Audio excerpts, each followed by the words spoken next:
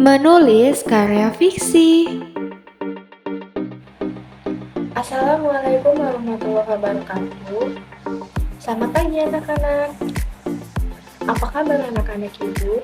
Ibu harap kalian dalam keadaan sehat dan walafiat, supaya kita dapat menyimak materi yang akan ibu sampaikan sesaat lagi.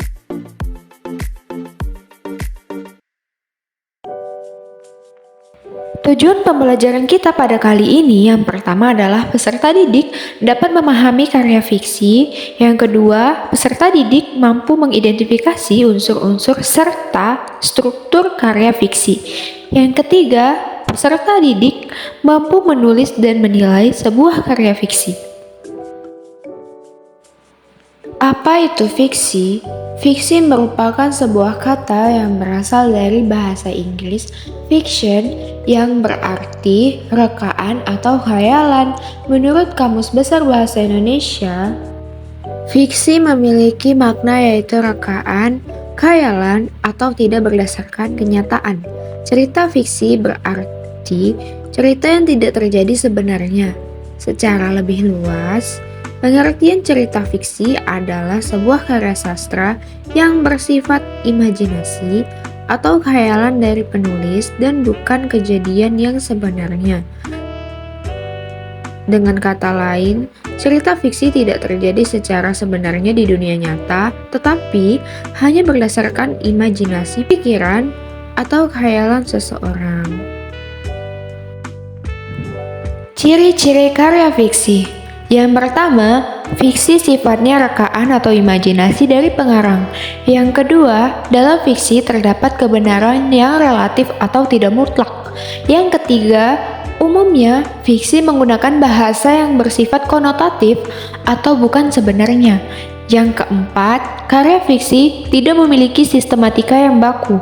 Yang kelima, umumnya karya fiksi menyasar emosi atau perasaan pembaca, bukan logika. Yang terakhir, dalam karya fiksi terdapat pesan moral atau amanat tertentu.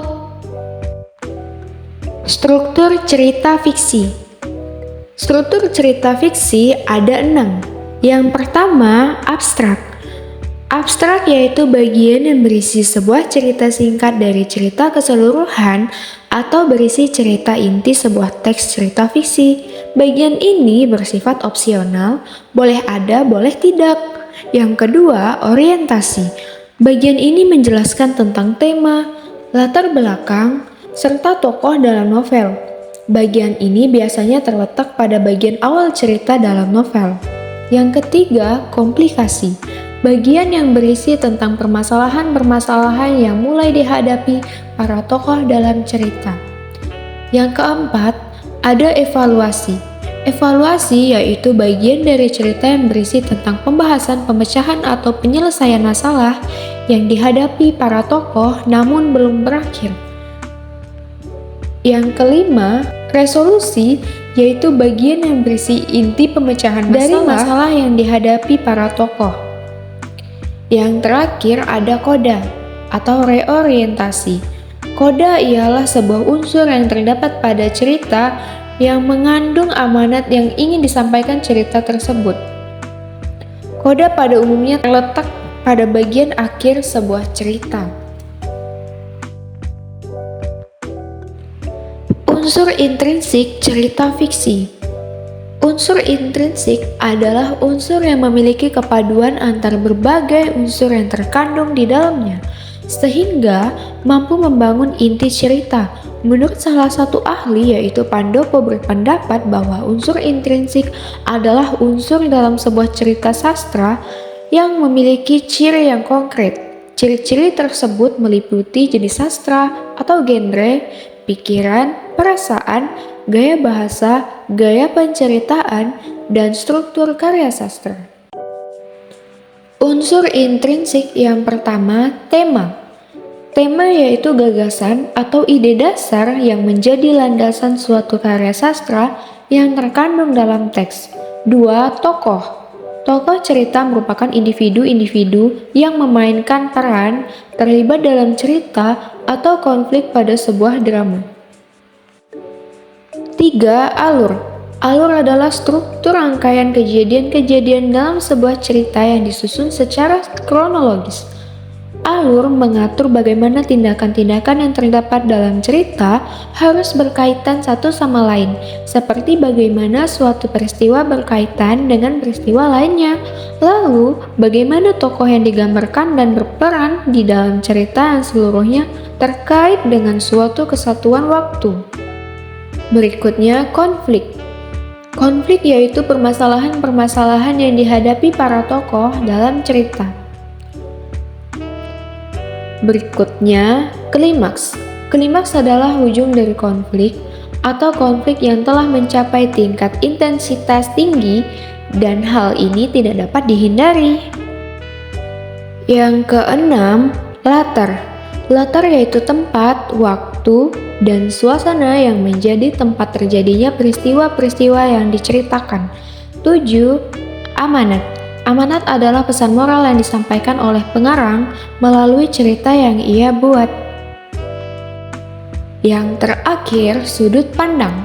Sudut pandang adalah cara pandang pengarang dalam menyajikan tokoh, tindakan, latar, dan berbagai peristiwa yang membentuk cerita tersebut kepada pembaca.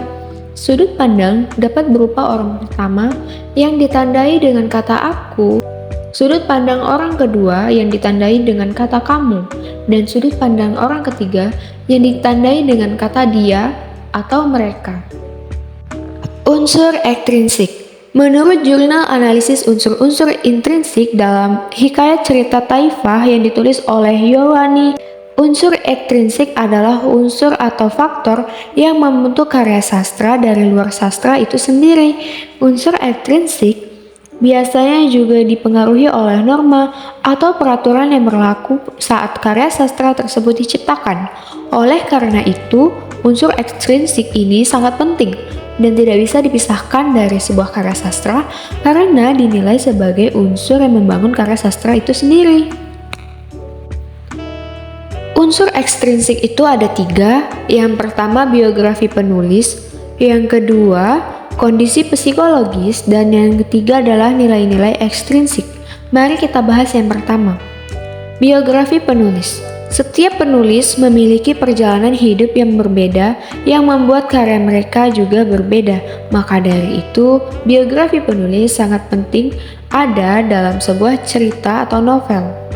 Yang kedua, kondisi psikologis. Kondisi psikologis ini berkaitan erat dengan latar belakang kehidupan penulis. Kondisi psikologis dapat mempengaruhi suasana hati yang akan mempengaruhi pikiran si penulis. Dan yang ketiga, adanya nilai-nilai moral, agama, budaya, dan nilai sosial. Nilai-nilai kehidupan yang berkaitan dengan apa yang dituliskan dalam karya tersebut dapat menambah kesan dalam suatu cerita. Jenis karya fiksi. Yang pertama, novel.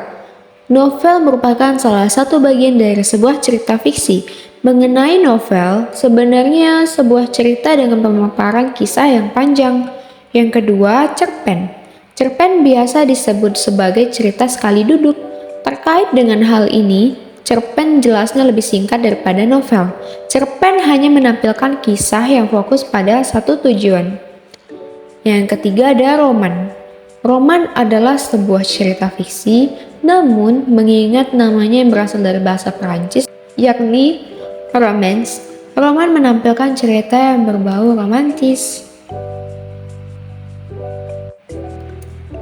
Nah, di sini Ibu juga memaparkan beberapa contoh karya fiksi dari cerpen, roman, dan novel.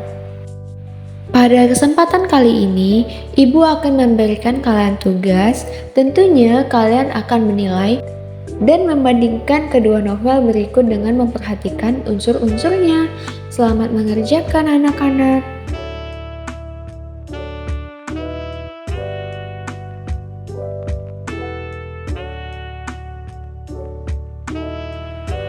Ibu ucapkan terima kasih kepada anak-anak Ibu yang telah menonton video ini hingga selesai. Ibu harap kalian dapat memahami apa yang Ibu sajikan di dalam video tersebut, dan semoga kalian bisa menghasilkan karya fiksi dengan baik dan benar.